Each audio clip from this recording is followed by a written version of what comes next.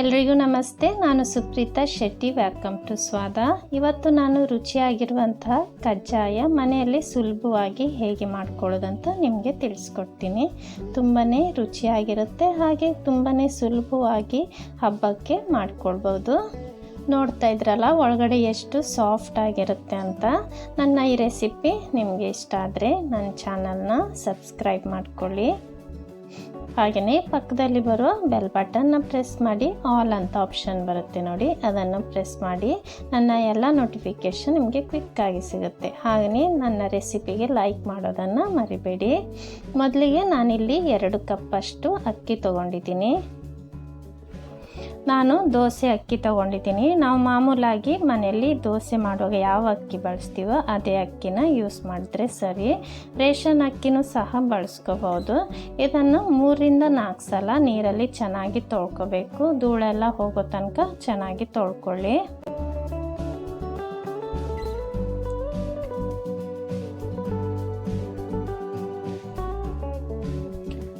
ನಂತರ ಸ್ವಲ್ಪ ನೀರು ಹಾಕಿ 5ರಿಂದ 6 ಗಂಟೆ ಹೊತ್ತು ಹಾಗೆ ಬಿಡಬೇಕು. ನೋಡಿ, ಇವಾಗ 5ರಿಂದ 6 ಗಂಟೆ ಹೊತ್ತು ಚೆನ್ನಾಗಿ ನೆಂದಿದೆ ಅಕ್ಕಿ. ಇದನ್ನು ನೀರನ್ನೆಲ್ಲ ತೆಗೆದುಬಿಟ್ಟು ಒಂದು ಬಟ್ಟೆ ಮೇಲೆ ಇದನ್ನು ಹರಡಿ ಇಟ್ಕೋಬೇಕು. ಬಿಸಿಲಲ್ಲಿ ಒಣಗಿಸ್ಬಾರ್ದು, ನೆರಳಲ್ಲೇ ಈ ರೀತಿ ಹರಡಿ ಇಟ್ಕೊಂಡ್ರೆ ಸರಿ. ಒಂದು 15 ನಿಮಿಷ ಹೊತ್ತು ಬಿಡಬೇಕು ಅಷ್ಟೇ. ನೀರೆಲ್ಲ ಸ್ವಲ್ಪ ಇಂಗಿ ಹೋಗಬೇಕು, ಜಾಸ್ತಿ ನೀರು ಡ್ರೈ ಆಗಬಾರ್ದು. ನೋಡಿ, ಈ ರೀತಿ ಹರಡಿ ಇಟ್ಕೋಬೇಕು. ನೋಡಿ, 15 ನಿಮಿಷ ಆಗಿದೆ. ನಾವು ಹೀಗೆ ಮುಷ್ಟಿ ಮಾಡಿದಾಗ ಅಕ್ಕಿ ಎಲ್ಲ ಕೈಗೆ ಅಂಟಬೇಕು, ನೀರಿನ ಪಸೆ ಇರಬೇಕು ಸ್ವಲ್ಪ. ಇದನ್ನು ಇವಾಗ ನಾನು ಒಂದು ಮಿಕ್ಸಿಗೆ ಹಾಕ್ಕೊಳ್ತಾ ಇದ್ದೀನಿ. ನೋಡಿ, ಇವಾಗ ಮಿಕ್ಸಿಗೆ ಹಾಕ್ಕೊಳ್ಳಿ.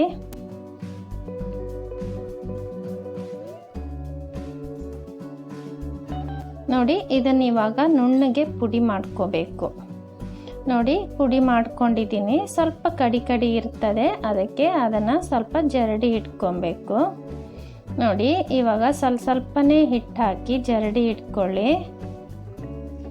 ಎಲ್ಲ ಹಿಟ್ಟನ್ನು ಇದೇ ರೀತಿಯಲ್ಲಿ ಜರಡಿ ಇಟ್ಕೋಬೇಕು.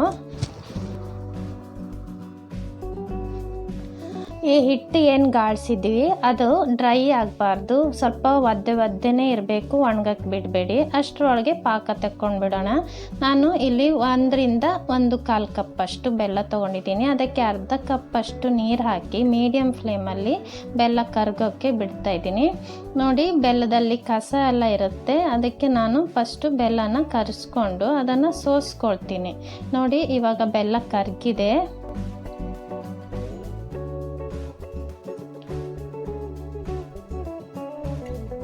ಇದನ್ನು ಇನ್ನೊಂದು ಪಾತ್ರೆಗೆ ನಾನು ಸೋಸ್ಕೊಳ್ತಾ ಇದ್ದೀನಿ.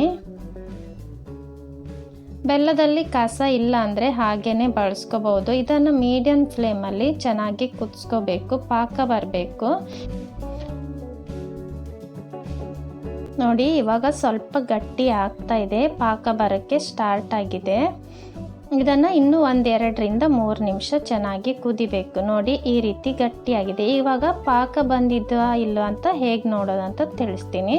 ಒಂದು 4ರಿಂದ 5 ಹನಿಯಷ್ಟು ಬೆಲ್ಲನ ಈ ರೀತಿ ನೀರು ತಗೋಬೇಕು ಒಂದು ಬೌಲಲ್ಲಿ, ಅದಕ್ಕೆ ಹಾಕಬೇಕು. ಈ ರೀತಿ ಒಟ್ಟು ಸೇರಿಸಿದಾಗ ಅದು ಬಾಲ್ ಥರ ಬರಬೇಕು. ಆ ರೀತಿ ಬಂದರೆ ಪಾಕ ಆಗಿದೆ ಅಂತ ಅರ್ಥ. ಇನ್ನೊಮ್ಮೆ ನಾನು ನಿಮಗೆ ತೋರಿಸ್ತೀನಿ. ನೋಡಿ, ಈ ರೀತಿಯಲ್ಲಿ ಒಂದು 4ರಿಂದ 5 ಹನಿಯಷ್ಟು ಬೆಲ್ಲನ ಈ ರೀತಿ ನೀರಿಗೆ ಹಾಕಿ ಅದನ್ನೆಲ್ಲ ಒಟ್ಟಿಗೆ ಸೇರಿಸಿ ಆವಾಗ ಬಾಲ್ ಥರ ಶೇಪ್ ಬರುತ್ತೆ. ನೋಡಿ, ಸಣ್ಣ ಉಂಡೆ ಆಗುತ್ತೆ. ನೋಡಿ, ಆವಾಗ ಅದು ಪಾಕ ರೆಡಿಯಾಗಿದೆ ಅಂತ ಅರ್ಥ. ನೋಡಿ, ಪಾಕ ರೆಡಿಯಾಗಿದೆ. ಅದಕ್ಕೆ ಇವಾಗ ನಾನು 2 ಟೇಬಲ್ ಸ್ಪೂನಷ್ಟು ಎಳ್ಳು ಹಾಕ್ತಾಯಿದ್ದೀನಿ, ಬಿಳಿ ಎಳ್ಳು, ಮತ್ತು ಅರ್ಧ ಟೀ ಸ್ಪೂನಷ್ಟು ಏಲಕ್ಕಿ ಪುಡಿ. ಇದನ್ನು ಹಾಕಿ ಚೆನ್ನಾಗಿ ಮಿಕ್ಸ್ ಮಾಡ್ಕೋಬೇಕು. ಇವಾಗ ಸ್ಟವ್ ಆಫ್ ಮಾಡಿ ನಂತರ ನಾವು ಗಾಳಿಸಿದಂಥ ಹಿಟ್ಟನ್ನು ಅದಕ್ಕೆ ಸ್ವಲ್ಪನೇ ಹಾಕಿ ಮಿಕ್ಸ್ ಮಾಡ್ಕೊತಾ ಇರಬೇಕು. ಈ ರೀತಿಯಲ್ಲಿ ಸ್ವಲ್ಪನೇ ಹಿಟ್ಟು ಹಾಕಿ ಮಿಕ್ಸ್ ಮಾಡ್ಕೊಳ್ಳಿ. ಸ್ಟವ್ ಆಫ್ ಮಾಡಿಡಿ. ನೋಡಿ, ಈ ರೀತಿಯಲ್ಲಿ ಚೆನ್ನಾಗಿ ಮಿಕ್ಸ್ ಮಾಡ್ಕೊಳ್ಳಿ.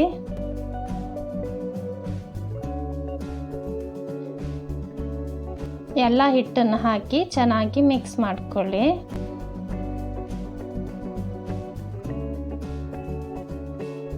ನೋಡಿ ಹಿಟ್ಟಿನ ಸ್ವಲ್ಪ ನೀರಾಗೇ ಇರುತ್ತೆ ಹಿಟ್ಟು.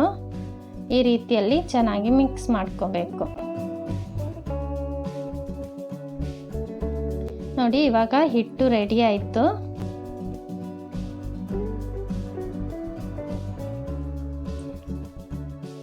ಈ ಹಿಟ್ಟನ್ನು ಒಂದು ಸ್ಟೀಲ್ ಬಾಕ್ಸಿಗೆ ಹಾಕ್ತೀನಿ ನಾನು. ನೋಡಿ ಈ ರೀತಿಯಲ್ಲಿ ಸ್ಟೀಲ್ ಬಾಕ್ಸಿಗೆ ಹಾಕಿಡಿ.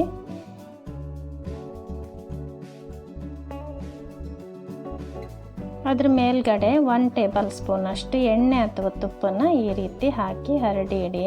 ಮುಚ್ಚಳ ಮುಚ್ಚಿ ಒಂದಿನ ಫುಲ್ ಬಿಡಬೇಕು. ಒಂದಿನ ಅಥವಾ 2 ದಿನ ಬಿಟ್ಟರು ಪರವಾಗಿಲ್ಲ. ಫ್ರಿಜ್ಜಲ್ಲಿ ಇಡಬಾರ್ದು, ಹಾಗೆ ಹೊರಗಡೆನೇ ಇರಬೇಕು. ನೋಡಿ ಇವಾಗ 1 ದಿನ ಆಗಿದೆ. ನಾವು ಮಾಡಬೇಕಾದ್ರೆ ಎಷ್ಟು ನೀರಾಗಿತ್ತು, ಇವಾಗ ಎಷ್ಟು ಗಟ್ಟಿಯಾಗಿದೆ ನೋಡಿ. ನಂತರ ಯಾವುದಾದ್ರು ಬಟರ್ ಪೇಪರ್ ಅಥವಾ ಯಾವುದಾದ್ರು ಪ್ಲ್ಯಾಸ್ಟಿಕ್ ಶೀಟ್ ತಗೊಂಡು ಅದಕ್ಕೆ ಸ್ವಲ್ಪ ಎಣ್ಣೆಯನ್ನು ಸವರಬೇಕು. ಈ ರೀತಿಯಲ್ಲಿ ಎಣ್ಣೆಯನ್ನು ಸವರಿ ನಂತರ ಒಂದು ಲಿಂಬೆ ಆಕಾರದ ಸೈಜ್ ಅಷ್ಟು ಹಿಟ್ಟನ್ನು ತಗೊಂಡು ನೋಡಿ ಈ ರೀತಿಯಲ್ಲಿ ತಗೊಂಡು ರೌಂಡ್ ಮಾಡಿ ಲೈಟಾಗಿ ಪ್ರೆಸ್ ಮಾಡ್ಕೋಬೇಕು. ಕೈಗೆ ಅಂಟುತ್ತನ್ವರು ಸ್ವಲ್ಪ ಎಣ್ಣೆನ ಹಚ್ಕೊಳ್ಳಿ. ನಂತರ ಬಟರ್ ಪೇಪರ್ ತೊಗೊಂಡಿದ್ವಲ್ಲ ಅದಕ್ಕೆ ಈ ರೀತಿಯಾಗಿ ಇಟ್ಟು ಪ್ರೆಸ್ ಮಾಡ್ಕೋಬೇಕು. ನಮಗೆ ತೆಳ್ಳಗೆ ಬೇಕಂದರೆ ತೆಳ್ಳಗೆ ಸಹ ಮಾಡ್ಕೋಬೋದು. ದಪ್ಪ ಇಷ್ಟಪಡೋರು ದಪ್ಪಗೆ ಬಿಡಿ. ನೋಡಿ ನಾನು ಇಷ್ಟು ತೆಳ್ಳಗೆ ಮಾಡ್ಕೊಂಡಿದ್ದೀನಿ. ಈ ರೀತಿಯಲ್ಲಿ ಒಂದು ರೆಡಿ ಮಾಡಿ ಇಟ್ಕೊಳ್ಳಿ. ಎಲ್ಲದನ್ನು ಸಹ ರೆಡಿ ಮಾಡ್ಕೋಬಹುದು, ಇಲ್ಲಾಂದರೆ ಎರಡೆರಡೇ ರೆಡಿ ಮಾಡಿಕೊಂಡು ಕರಿದ ನಂತರ ಮತ್ತೆ ರೆಡಿ ಮಾಡ್ಕೋಬಹುದು. ತುಂಬಾ ಸುಲಭವಾಗಿ ರುಚಿಯಾದ ಕಜ್ಜಾಯನ ಮನೆಯಲ್ಲೇ ಮಾಡ್ಕೋಬಹುದು. ತುಂಬಾ ಸುಲಭ ಕೂಡ. ನೋಡಿ ಎಷ್ಟು ಸುಲಭವಾಗಿ ಮನೆಯಲ್ಲೇ ಮಾಡ್ಕೋಬಹುದು. ಈ ರೀತಿಯಲ್ಲಿ 1-2-3 ರೆಡಿ ಮಾಡಿ ಇಟ್ಕೊಂಡು ಆಮೇಲೆ ಕರೀರಿ.